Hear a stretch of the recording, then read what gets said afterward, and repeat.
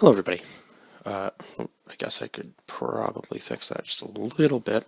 Okay, so today we are going to be reviewing, or I guess tonight now, technically. That's just a pair of shorts. Let's just get that out of the picture. So today we are going to be reviewing the movie Snake Eyes. So I did just go see this in theaters tonight because I had a long weekend. So it's nice to be able to go see 3 movies in one weekend because I saw Black Widow for the second time Friday, Jungle Cruise on Saturday, and then Snake Eyes tonight. Now I might go see The Green Knight next weekend in Kingston because unfortunately it is not available in Belleville, close to where I live. So, yeah. So this movie was absolutely excellent. Although I don't know how in the world it only got it is only getting 5.7 out of 10 on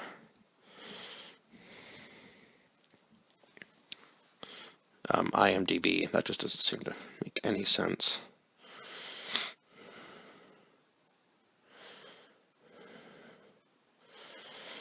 So I am just going to make a quick account here for IMDb, and then I'm going to rate it myself.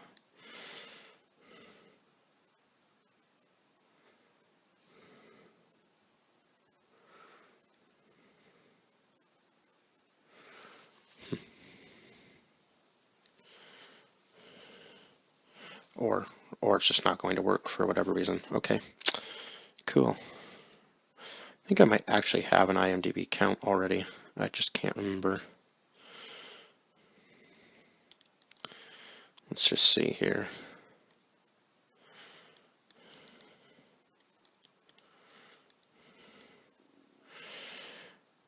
What would have been my password?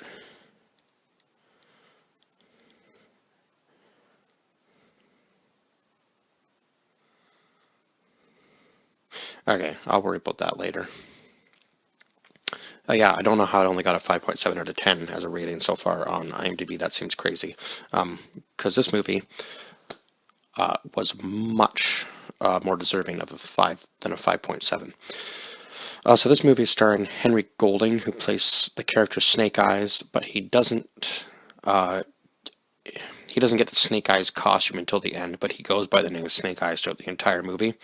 And the reason for that, I guess, is because his dad in the beginning of the movie, we don't really know who he's working for or why this man is after him. And his dad was played by... Oh, come on, he had to be more of an important character than that. Good lord. I can't even find his dad in the main cast on the main page. That's just insane. That doesn't even seem right. Okay. Oh, sorry. Stephen Alaric played the father.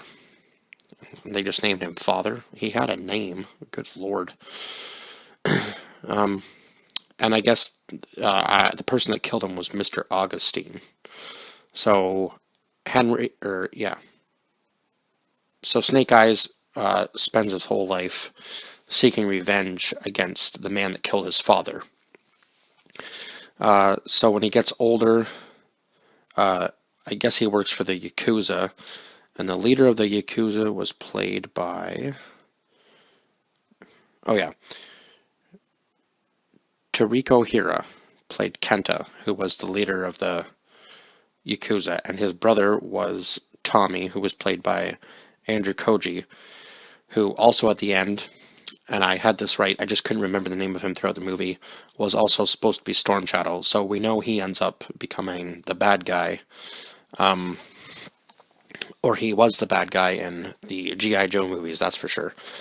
At least until the very end when he decides to forgive Snake Eyes for whatever he thinks he might have done in the past. Because I guess it kind of does show that Snake Eyes isn't a perfect person himself. Now, of course, I wish they put his actual name down, but doesn't really matter. So Tommy takes Snake Eyes under his wing to train him for the clan that he's with. Now, was it the Aragakashi? I'm probably butchering that name, but I believe that was the pronunciation of it, the Aragakashi.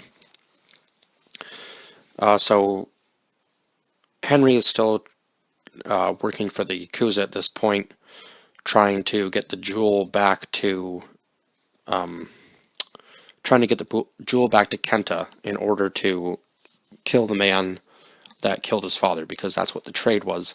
But then when Cobra gets involved, it becomes a little bit more serious for Snake Eyes, and he has to choose his side very wisely. And then when he realizes that the guy who killed his father was just doing what Cobra ordered him to do, he lets him go free instead of killing him. And I guess he's kind of making his heart pure as he goes along, because that was one of the tests, was to let go of the thing that, I don't want to say hurting you the most, but I guess in a way, it was to let go of your past regressions, I guess, and become a pure human being, I suppose, is kind of the best way to put it. But he wasn't, because he still wanted revenge against the man who had killed his father, right? So when he takes the final test, which was to go into the pit and face the giant anacondas, and I guess they pass judgment on you as to whether you're pure or not, and he clearly wasn't, so the one snake goes to attack him, and the girl who was in the clan as well, in the Aragakashi, played by Haruko Abe, I want to say is her name, played Akiko.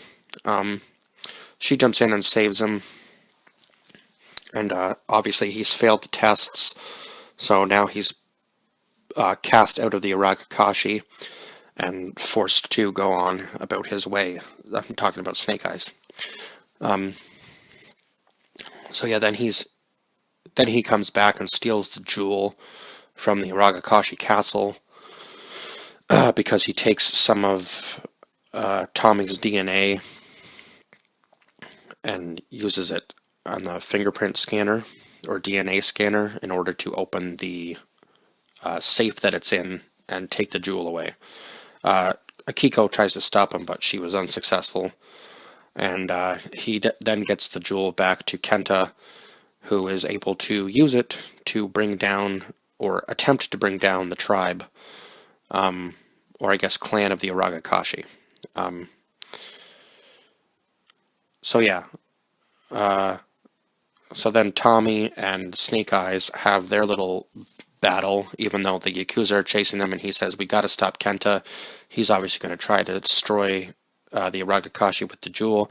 They are able to get the jewel back from him, but because Tommy is so upset with Kenta trying to, I guess, kill him in the beginning of the movie as well, because he wanted to be leader of the Aragakashi as well, it makes sense that Tommy tries to kill him with the jewel. And I guess the whole thing was that none of them were supposed to use the jewel. They were just sworn to protect it.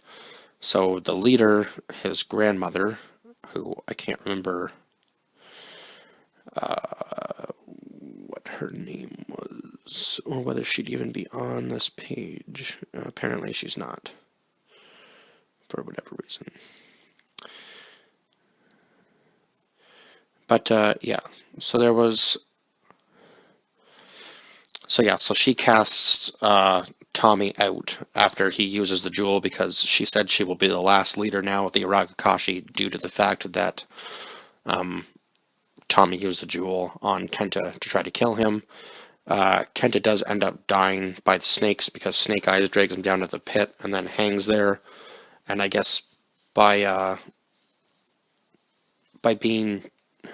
I guess he was being selfless at that point, because he was actually helping out the right side.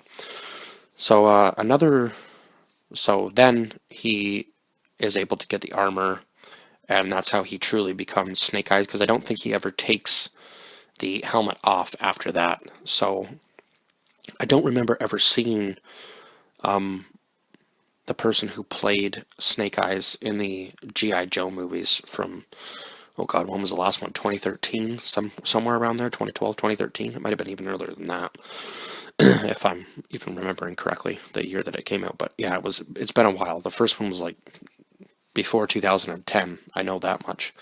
And then the second one, I think, was just after that, because it had The Rock in it, and he's just kind of taken over for the last decade for sure. Some other notable characters, obviously, in this movie, and I'm kind of thinking that it's going to get a sequel for sure, because we now know that Kenta has escaped, and he has become Storm Shadow because he says that. Or no, not Kenta, sorry. We now know that Tommy has escaped. He's given up the way of the Aragakashi by placing his ring on the floor and saying he's not bound to anybody anymore. I'm not sure if that was the exact line, but pretty close.